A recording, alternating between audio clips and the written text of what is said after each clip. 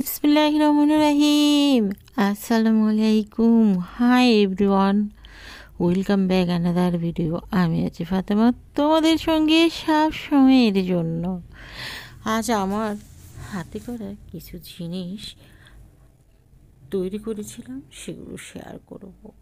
ক্রোসেন, জ্যালো cake, তারপর হচ্ছে চমচম, সাদা চমচম, গরুর মাংস ভুনা, আরও অনেক কিছু আছে, দেখতে পাবে বন্ধুরা।